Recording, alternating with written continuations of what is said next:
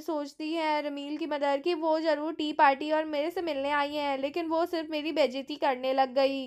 वो इनडायरेक्टली मुझे बहुत ज़्यादा टॉन्ट कर रही थीं, लेकिन मैं बहुत ज़्यादा इनोसेंट थी, मैं समझ नहीं पाई। वो लोग बात-बात पर मुझे टॉन्ट मार रही थी। उन्होंने मुझे इग्नोर किया और मेरी बुराई की। मुझे बहुत गुस्सा आया और वहाँ पर बहुत ज़्यादा चीखने की आवाज़ आई। तो बोलती, "क्या आप रोने लगी? आप चीखने लगी?" तो बोलती, "नहीं, नहीं, मैंने तलवार निकाली और वो लोग चीखने लगी।" "क्या?" तो बोलते हैं कि क्या, क्या, क्या? आपने आपने तलवार निकाली, ये आपने क्या किया? और वो कहते हैं कि हाँ, मैंने तलवार निकाली और मैं हँसने लगी और बोला कि तुम लोग ऐसा नहीं कह सकते और मैंने उनको धमकी दी। उन्होंने मेरा मज़ाक उड़ाया और मुझे एक आम आदमी बोलकर चिढ़ाने की कोशिश की, तो इसलिए मेरे पास कोई चारा नहीं बचा था। तो वो रोने भी लगी थी वैसे भी। तभी वहाँ पर डैड आ गए, उन्हें लगा कि कुछ गड़बड़ है, लेकिन जैसे ही उन्होंने सारा माहौल देखा, तो फिर वो देखने वाला था। मुझे लगा वो कुछ कहेंगे मुझे और मैं थोड़ा घबराई, लेकिन उन्होंने कहा कि अरे! यहाँ तो सब ठीक है। तो और वो बोलते हैं कि ठीक है फिर मैं जा रहा हूँ, मुझे माफ़ करना माय लेडी। और वो सोचते हैं कि ओह! मैं कभी भी तुम्हारे फादर का क्यूट एक्सप्रेशन नहीं भूल सकती। और फिर वो याद करती है। फिर वहाँ पर नोबल फैमिलीज़ मेरे घर में नहीं आई और उन्होंने मेरे बारे में बातें भी नहीं की डर की वजह से। तो कहती है मॉम आप तो काफ़ी ज़्यादा ऑसम हैं। फिर वो बोलती है कि समझ रही हूँ ना। तो वो राहुल के पास जाती है और बोलती है मैंने आपको सारी बात बता दी है, तो अब आपको यहाँ पर टी पार्टी के लिए बहुत सारे लोग आने वाले हैं, तो आपको तैयार रहना होगा मिस्टर राहुल। तो बोलते हैं कि अच्छा राहुल आप ठीक हैं? रोयल राहुल क्या आप ठीक हैं? राहुल क्या कोई दिक्कत है? आप मुझे बता सकते हैं। तो राहुल बोलता है नहीं ऐसी तो कोई बात नहीं, मैं बस कुछ सोच रहा था। और वो बोलता है कि कोई दिक्कत है क्या? और वो वहाँ बैठ जाती है। तो रमील बोलती है कि क्या आप टेंशन में हैं कि आपको नोबल से मिलना होगा? आप चिंता मत करिए, आप चाहें तो हम इस चीज़ को कैंसिल करा सकते हैं। लेकिन वो ज़रूर सोशल सर्कल में काफ़ी ज़्यादा डाउन हो गया था और नॉवल में भी यही लिखा हुआ था। तो वो ये बात सोची थी, तभी वो वहाँ पर राहुल कहता है कि वो कहता है कि नहीं, नहीं मैं सब मैनेज कर लूँगा। तो वो बोलता है ओह! मेरे दिल में चुभी, आप ये बात मुझसे क्यों नहीं शेयर कर रहे हैं? और राहुल का वो हाथ पकड़ती है और कहती है कि मैं आपके साथ हूँ हमेशा-हमेशा के लिए और अगर किसी ने आपको नुकसान पहुँचाया तो मैं उसे नहीं बख्शूँगी। तो वो बोलती है कि आप कोई और नहीं हैं, आप मेरे हस्बैंड हैं। और वो कहती है और अब हम शादीशुदा हैं, आपको मुझसे कुछ नहीं छुपाना चाहिए। राहुल उसकी तरफ देखने लगता है और वो कह सोचता है कि वो कितनी अच्छी है, मैं बहुत ज़्यादा डरा हुआ हूँ। लेकिन फिर वो ये बात बता देता है और बताता है कि मैं कभी भी नोबल से ठीक से मेरा नहीं मिला और वो मेरे से झगड़ा ही होने लगा। वो मुझे बिल्कुल कॉमनर समझेंगे और क्या पता मेरी बेइज़्ज़ती करें, मैं नहीं चाहता कि मेरी वज़ह से आपकी शान ख़राब हो। और वो सारी बात बता देता है। ये बात सुनकर वो बोलती है ऐसा कुछ नहीं होगा और राहुल को हम देखते हैं, जो कि हमें पास्ट का सीन दिखाया जाता है, जहाँ पर राहुल एक पार्टी पे आया होता है। फिर वो देखते हैं कि यहाँ पर शायद मैंने आकर अच्छा किया और वो याद करता है कि उसके पास एक लेटर आया था पास में, जहाँ पर एक ड्यूक ने उसको अपने पार्टी में बुलाया था। और फिर वो बोलती है कि मना करना रूड हो जाएगा, ये उसका असिस्टेंट कह रहा होता है। और राहुल सोचता है कि हाँ मुझे शायद जाना ही होगा। तभी वहाँ पर कोई आता है और कहता है राहुल आप आ गए, मुझे आपसे मिलकर बहुत ही ज़्यादा खुशी हुई। तो वो बोलता है कि जैसा मैंने खुशी हुई, आप तो बहुत ज़्यादा हैंडसम हैं। तो राहुल बोलता है, "अरे यार नहीं-नहीं ऐसी तो कोई बात नहीं है।" और वो उसको ग्रीट करते हुए कहता है, "मेरा नाम मिस राहुल है, मुझे इनवाइट करने के लिए शुक्रिया।" और फिर वो अंदर चला आता है, जहाँ पर काफ़ी सारे नोबल्स होते हैं। और फिर वो सोचता है कि अरे! मैंने तो सोचा था यहाँ सब कुछ अजीब होगा, पर यहाँ सब कुछ अच्छा था। फिर वो वहाँ पर उसे एक ड्रिंक देता है और वो बोलता है, "हाँ, ज़रूर, मैं ड्रिंक कर सकता हूँ। मैं नाइट्स में ये थोड़ा कॉमन है।" और फिर वो बोलता है कि चलो अच्छा हुआ आप आ गए मिस्टर राहुल, मुझे लग रहा था आप नहीं आओगे। तो बोलते हैं कि तो वो बोलता है अच्छा ठीक है था मुझे भी बहुत आगे यहाँ पर आके अच्छा लग रहा है। और राहुल बोलता है कि लाइए फिर ये ड्रिंक मुझे दे दीजिए। फिर हमें दिखाया जाता है, वो बात करने लगता है कि कैसे बैटलफ़ील्ड में कुछ लोग वाइन पीना पसंद करते हैं और वहाँ काफ़ी सारी बातें करने लगता है और वो सोचती है कि ये लोग कितने अच्छे हैं। और वहाँ पर एक और इंसान आ जाता है जो कि बोलता है, और काउंट आप कैसे हैं? बहुत दिनों बाद मिले। फिर वहाँ पर काफ़ी सारे लोग राहुल के पास आ जाते हैं। फिर वो सोचता है कि यहाँ पर अनफिट हूँ, लेकिन वहाँ पर सबको इंट्रोड्यूस कराने लगता है। ये हमारे वाईकाउंट राहुल हैं, जो कि यहाँ पर आए हैं। राहुल अपना इंट्रोडक्शन देता है जो कि सभी नोबल्स को। लेकिन और फिर वो बोलता है, मैं एक वाईकाउंट हूँ। और फिर वो बोलते हैं, ओह आपको तो बैटलफील्ड के हीरो है ना, आपसे मिलकर बहुत ज़्यादा खुशी हुई। और ये बात सभी कुछ नोबल्स कह रहे होते हैं। लेकिन हम फिर देखते हैं कि राहुल सोचने लगता है कि यहाँ तो बहुत ही ज़्यादा अच्छे लोग हैं, शायद ये सब मेरी गलतफहमी थी, मैंने गलत सोचा, नोबल्स तो अच्छे भी होते हैं। फिर वहाँ पर कॉर्डिक बोलता है कि मुझे कुछ देर के लिए जाना होगा और वो अपने बटलर के साथ कहीं पर चला जाता है। और राहुल वहाँ पर अकेला हो जाता है। वो सोचता है कि हाँ, ये लोग तो अच्छे हैं, लेकिन शायद मुझे ताज़ा हवा की ज़रूरत है। और फिर वो बालकनी में आ जाता है। तभी उसको सोचता है कि यहाँ पे कितनी अच्छी जगह है, लेकिन तभी उसे एक आवाज़ आती है। कुछ लोग बोलते हैं कि ओह तुमने उस राहुल चीज़ को देखा? तो बोलते ओह क्या वो नाइट क्या जो कि वाईकाउंट बन गया है, वो तो एक कॉमनर है ना। क्रॉडिक ने आखिरकार उस नाइट को क्यों बुलाया? हाँ, वो वैसे बहुत खूबसूरत है, शायद वो अपनी शक्ल के लिए आया है। फिर वो बोलता है कि हाँ, और वैसे भी वो कॉमनर नाइट यहाँ पर क्या कर सकता है? वो ज़रूर अपनी शक्ल की वजह से ही आया है। वो कितना खूबसूरत है, लेकिन इससे क्या फ़र्क पड़ता है? फिर वो लड़की कहती है, हाँ, क्या ही फ़र्क पड़ता है, अगर वो इतना खूबसूरत है, मैं तो उससे शादी ही कर सकती हूँ। वो इतना हैंडसम कैसे हो सकता है? वो कहती है, अरे तू पागल मत बनो, वो एक कॉमनर है और तुम इस तरह की बकवास नहीं कर सकती हो, और ये बात याद रखो। और फिर वो बोलती है, हाँ तुम लोग सही कह रहे हो। राहुल सोचता है ये लोग कितने डिफरेंट हैं और ये सब कितने झूठे हैं, और वो वहां से जाने लगता है। वो सोचता है कि मुझे अपने घर वापस चले जाना चाहिए, मुझे क्रॉडिक से मिलना चाहिए और उन्हें बाय करना चाहिए।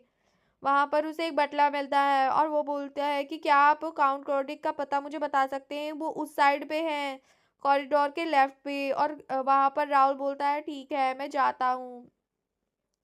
और फिर वो वहाँ पर जाने लगता है और सोचता है कि मैं कुछ कह दूंगा। वो देखता है कि अरे यहाँ पर ये तो क्राउन कोडिक की है, और क्राउन कोडिक कह रहा होता है कि अरे यार उस आदमी को क्या करना चाहिए, माना कि उस नाइट ने मेरे लिए अपनी जान पर खेल कर अपना पैर गवा दिया, लेकिन इसका मतलब ये तो नहीं कि मैं पूरी जिंदगी उसकी बेबी सीटिंग करता रहूंगा और उसे खर्चा दूंगा। उसकी जिम्मेदारी थी कि वो मेरी रक्षा करे, अब उसका हाथ टूट जाए चाहे पैर टूट जाए, इससे मेरा क्या मतलब। फिर वो बोलता है कि ये तो वो नहीं है जो थोड़ी देर पहले मुझे मिला था, सभी नोबल्स इसी तरह के होते हैं। और वो सोचता है कि वो बहुत ही ज़्यादा दुष्ट है, और वो वहाँ से बिना कुछ कहे ही निकल जाता है और बोलता है कि ये नोबल्स बहुत बेकार हैं और मैं इनके साथ बिल्कुल भी फिट नहीं होऊंगा, ये जगह मेरे लिए नहीं बनी। और ये बात वो प्रेजेंट में आता है और ये सारी बात वो लमील को बता रहा होता है। तो बोलता है, ओ हाँ, ये इंसिडेंट तो नॉवल में भी हुआ था, इसीलिए शायद राहुल यहाँ पर थोड़ा घबरा रहा है। अब वो कहती है कि ठीक है राहुल, मेरे बारे में क्या सोचते हैं आप? मैं भी तो एक नोबल हूँ। आप मुझे नहीं पता आप क्या सोचते हैं मेरे बारे में। तो बोलती है, अरे मैं आप पर ट्रस्ट करता हूँ और मैं आपको गलत इंसान नहीं समझता। फिर वो वहाँ उसका हाथ पकड़ लेती है, आप मुझ पे कितना ट्रस्ट करते हैं? और फिर राहुल बोलता है कि मैं मतलब मैं तो बस मैं अकेला था और तभी मतलब। और वो बहुत ज़्यादा, फिर राहुल बोलता है कि वो कुछ बोल नहीं पा रहा होता, तो वो तो सदमे में पहुंच जाती है। फिर वो बोलते हैं कि नोबल्स बहुत अलग होते हैं, वो किसी की हेल्प नहीं करते, लेकिन आपने मेरी हेल्प की और मैं आप पे ट्रस्ट करता हूँ और हमेशा ही करता रहूँगा। तो लमील कहती है, ओ ये तो बहुत ही अच्छा हुआ, मैं अपनी फर्स्ट स्टेप पे चल चुकी हूँ। फिर वो बोलती है कि हाँ, तो वो बोलती है जैसे आप मुझ पर ट्रस्ट करते हैं, तो वो बोलते हैं कि अब आपकी ज़िंदगी में सिर्फ अच्छे लोग ही आएंगे। और वो बोलती है कि जो भी बुरे लोग होंगे मैं उन्हें भगा दूंगी। और वो बोलते हैं कि बिल्कुल देखो, तलवारबाजी की तरह ही है। जब 2 लोग लड़ते हैं तो वो नर्वस होते हैं, लेकिन वो साथ में खुश भी होते हैं। और देखिए, आपको अपना अपने रिश्ते सुधारने होंगे। वो बोलती है कि मेरे पास परखने की आँख है, इसीलिए मैं आपके आस-पास किसी भी अजीब लोगों को भड़कने नहीं दूँगी।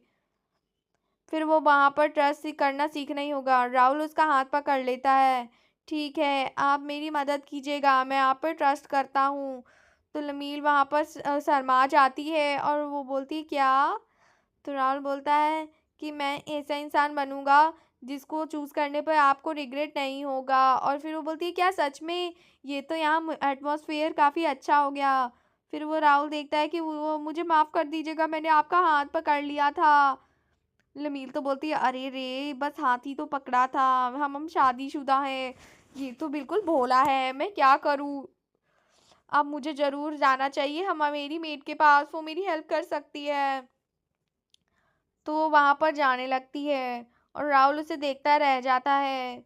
तो बोलती है क्या वो मेरी वजह से यहाँ निकल गई? क्या मुझे उसका हाथ नहीं पकड़ना चाहिए था? वो एक्सप्रेशन क्या था? क्या वो बहुत ज़्यादा दुखी थी? क्या उन्हें बुरा लगा? वो सोच रहा होता है, शायद उन्हें बहुत ज़्यादा गुस्सा आया होगा, मैंने बहुत ज़्यादा रूड एटीट्यूड दिखाया। हाँ, अब मैं अगली बार अपनी लिमिट्स को याद रखूँगा। आखिरकार कोई किसी का हाथ क्यों पकड़ना चाहेगा, जो कि चल भी नहीं सकता? क्या या फिर उनका हाथ पकड़े रहना चाहिए था? वो किस वजह से नाराज़ हुई? अरे हाँ, नहीं, नहीं, नहीं, मैं ऐसा कुछ नहीं सोच सकता। मैं ऐसा कुछ नहीं सोच सकता। और फिर वो वहाँ पर सोचता है कि मुझे ना इवेंट के बारे में सोचना चाहिए। मुझे मैनेज करना ही होगा और मुझे मैनर्स भी जानने होंगे। और फिर वो सोचता है कि अब मुझे कुछ ना कुछ करना होगा। मैं अब एक नोबल हूँ। अब मैं एक नोबल बन चुका हूँ वाइकाउंट से, क्योंकि मैंने अब एक नोबल फैमिली में शादी की है। अब मुझे जंग में जीतने के लिए अपने ओपोनेंट को जानना ज़रूरी होता है, तो अब मुझे सब लोगों के बारे में जानना होगा। अब वहाँ पर हमें मेंशन दिखाया जाता है और वो वहाँ पर सिबरी के पास पहुँच जाता है। और फिर वो हीरोइन बोलती है कि तुम जानते हो ना कि क्या, तुम एक बात बताओ कि आखिरकार क्या दिक्कत है मेरे पति के साथ, लोग मेरे पति के खिलाफ हैं क्यों, पता लगाओ।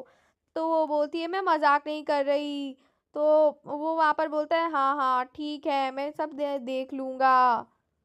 और फिर वो बोलती है कि वो अब तो वो हमारी क्राउन फैमिली को कुछ नहीं कह सकते, तुम जानते हो ना हम एक हाई रैंकिंग नोबल्स हैं, वो अगर कुछ कर सकते हैं तो सिर्फ बातें कर सकते हैं। और फिर वो याद करता है कि वैसे भी तुम्हारा पति एक हीरो है और वो बहुत ज़्यादा हैंडसम है, तो अब तो उसके बारे में बातें होना तय है। तो बोलती है कि क्या उन्हें रोकने का कोई आसान तरीका नहीं है, मैं उन सबको मार दूं क्या, जो भी कोई भी उसके बारे में बुरा बोले। मैं मिस्टर राहुल को रोते नहीं देख सकती। और वो बोलती है कि उफ, मेरी बहन कितनी अच्छी है, वो तलवार रखते हुए कितनी ज़्यादा भयानक लगती है। और वो बोलती है कि हाँ, वो मिस्टर राहुल का ख्याल रख लेगी। फिर राहुल को वो वहाँ से चली जाती है, वो बोलती है वो चली भी गई? तो वो सिबरी कहता है ओके चली गई।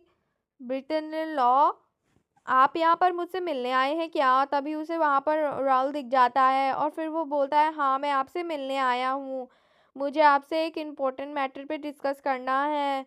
तो वो बोलता है ऐसा कौन सा मैटर है? तो वो उससे सारी इन्फॉर्मेशन लेने लगता है और राहुल बोलता है कि आप मुझे सारा इन्फॉर्मेशन दे सकते हैं कि कौन कौन उस दिन टी पार्टी में आने वाला है और कौन कैसा सब क्या होने वाला है।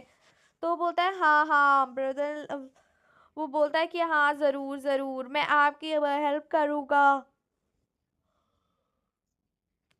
सिडवी कहता है कि वैसे भी आप अब मेरी फैमिली हैं और मैं आपकी मदद हमेशा करता रहूँगा। सिबरी कहता है कि अब आपको फॉर्मेलिटी करने की ज़रूरत नहीं है, आप मेरी फैमिली हैं। राहुल कहता है नहीं नहीं, मुझे हमेशा आपकी फैमिली की डिग्निटी कायम रखनी पड़ेगी। वो सोचती क्या डिग्निटी तो तभी ख़त्म हो गई थी जब मेरी मॉम के साथ टी गाटी की गई थी और उन्होंने तलवार से सबको भगा दिया था। फिर वो सोच रहा होता है और सिबरी कहता है क्या, क्या हुआ, कोई प्रॉब्लम है क्या? तो वो बोलता है नहीं नहीं। फिर वो बताता है तो वो बोलती है थैंक यू, आप हमेशा अम्मी का ध्यान रखते हैं। फिर वो बोलता है कि नहीं नहीं ऐसा कुछ नहीं है, मैं भी उसका भाई हूँ।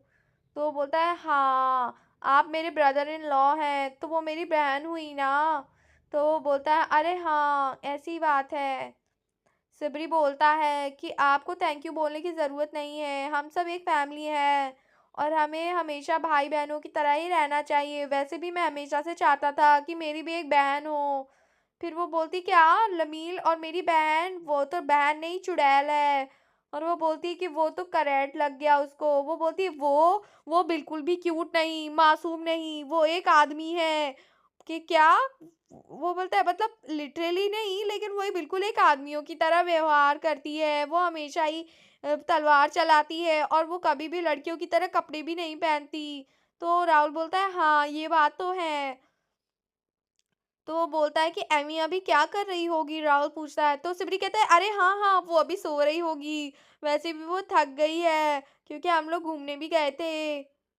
तो वो बोलती क्या वो सो रही होगी, वो बड़ी हो, वो सो तो नहीं रही होगी। और हमें सीन चेंज होके एमी का रूम दिखाया जाता है। एमी वहां पर परेशान हो रही होती है किसी बात को सोचकर। फिर वो बोलती है कि अरे अरे नहीं, मुझे क्या करना चाहिए, मैं यहाँ पर क्या करूँ, मैं क्या यहाँ पर बैठी रहूँ। फिर हमें एमी दिखाई जाती है जो कि परेशान हो रही होती है, मुझे क्या करना चाहिए, मुझे यहाँ पर टी पार्टी की तैयारी करनी चाहिए क्या। और फिर वो सोचती है यहाँ कौन आया होगा। और फिर वहाँ पर आवाज़ आती है और वहाँ मेड होती है। और फिर ये सब देखकर एमी बहुत ज़्यादा खुश हो जाती है कि अरे बाप रे आपका आने का बहुत बहुत शुक्रिया। फिर वो डिसाइड करती है कि क्या आपने डिसाइड किया, क्या आज आप किसके साथ खाना खाने वाली हैं। फिर वो बोलती है कि क्या अब मुझे किसके साथ खाना खाना चाहिए, भाई सिबरी के साथ, ग्रैंड पेरेंट्स के साथ, या फिर किसी और के साथ, मैं मुझे खाना खाने किसके साथ जाना चाहिए। फिर वो याद करती है कि अरे हाँ मैंने लॉर्ड और लेडी से साथ बहुत टाइम से खाना नहीं खाया। और फिर वो बोलती है कि हाँ मैंने डिसाइड कर लिया, मैं ग्रैंडपा के साथ और ग्रैनी के साथ ही खाना खाऊंगी। और एक बात बताइए, मैं अब वो अनकंफर्टेबल तो नहीं होंगे मेरी वजह से। वो बोलती है कि नहीं नहीं मैम, आपसे तो वो दोनों बहुत प्यार करते हैं। फिर वो बोलती है हाँ सही बात है। और फिर वो बोलती है कि मैं ठीक है, मैं समझ गई, अब मैं उन्हीं के साथ खाना खाऊंगी, ऐसा वो कहकर जाने लगती है। तभी वहां पर सिबरी आ जाता है और वो बोलता है कि भाई शिबरी आप यहाँ पर क्या कर रहे हैं, तो आज हम लोग खाना खाने तुम्हारे साथ आए हैं। तो वो बोलती है कि अरे मुझे माफ़ करिएगा, लेकिन आज तो मैं ग्रैंड पेरेंट्स के साथ खाना खाने जाऊंगी। फिर मेड कहती है कि हाँ वो सही कह रही हैं, आज वो सिर्फ ग्रैंडपा और ग्रैनी के साथ ही खाना खाएंगी और आप दोनों के साथ बिल्कुल नहीं। फिर वो वहाँ पर मुंह बना लेता है और वो बिल्कुल ही अपनी रमील की तरह लिख रहा होता है। फिर वो बोलती है कि आखिर तुम करना क्या चाहती हो। तो वो बोलती है कि एमी एमी हमेशा आपके मॉम डैड के साथ खाना चाहती है, समझे। और वहाँ पर उनके मॉम डैड काफ़ी स्माइल कर रहे होते हैं कि ये हमारा समय है एमी के साथ रहने का। और सिबरी बोलता है कि ऐसा कुछ नहीं है, मैं भी चलूँगा। अगर ठीक है तुम खाना चाहना चाहती हो मेरे पेरेंट्स के साथ, तो मैं भी चलूँगा, मैं भी तुम्हारे साथ ही खाऊँगा। फिर हम तीनों इकट्ठे चलते हैं। और राहुल आप भी हमारे साथ चलेंगे, तो वो हाँ बोलता है।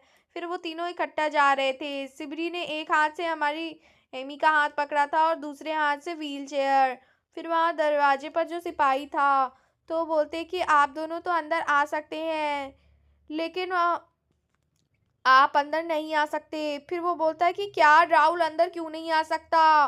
और वो बोलता है ज़रूर कोई गलतफहमी है। फिर वो बोलता है कि अरे नहीं नहीं मिस्टर राहुल और अमी तो आ सकते हैं, आप अंदर नहीं आ सकते, आप वापस जाइए सिबरी सर। तो वो बोलता है क्या मैं वापस जाऊं, मतलब राहुल को तो अंदर किया और मुझे ही बाहर कर दिया, मैं पक्का उनका सगा बेटा हूं ना, मुझे तो अब यकीन नहीं हो रहा। तो गाइज़ मिलते हैं नेक्स्ट एपिसोड में। Thanks for watching.